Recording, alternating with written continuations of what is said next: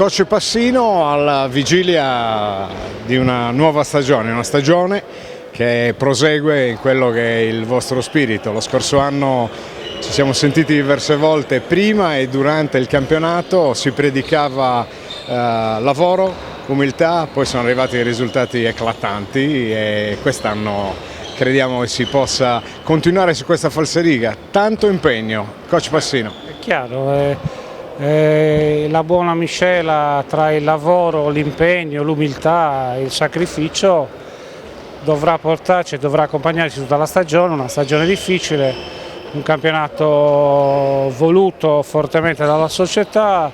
Ora siamo qui pronti a impegnarci, pronti a ballare. Raimondo che si affaccia a questa nuova esperienza con praticamente un look rinnovato. Tanti prospetti, ma soprattutto tanti campioni che hanno sposato questa causa. Crediamo dal punto di vista tecnico, essendo tu il coach, sia una grande soddisfazione, ma allo stesso tempo un grande impegno e stimolo. Certo, è chiaro, la società è ambiziosa, la società vuol far bene, il primo campionato di A1 non possiamo sbagliare, abbiamo voluto operare sul mercato in maniera importante. Abbiamo fatto, presumiamo, un buon roster, ora sta a noi dimostrare che tutto quello che potenzialmente è nelle nostre capacità deve essere tradotto in campo con un lavoro e un gioco importante. E c'è anche qualcosa che andremo a vivere da qui a qualche tempo che porterà la pallamano d'élite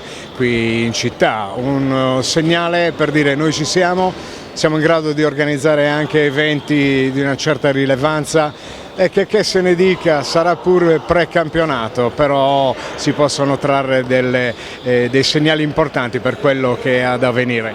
Ma sicuramente noi abbiamo necessità di fare dei match test prima del campionato e purtroppo penalizzati dall'insularità saremmo dovuti andare fuori a fare un po' di amichevoli o tornei eccetera.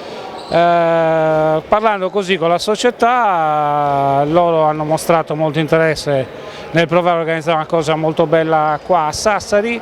Effettivamente è bastato poco per cercare di portare club importanti a livello europeo e questo è sicuramente motivo di orgoglio per la società e per me è sicuramente un ottimo trampolino di lancio che mi permetterà di vedere la squadra all'opera soprattutto con avversari molto più forti. Ultimissima domanda, si lavora duro, si lavora purtroppo anche in situazioni non ottimali, perché questo lo dicevo a margine, lavorare al Palassantoro in questo periodo è come praticamente allenarsi in una fornace, però tanta dedizione, tanto sacrificio.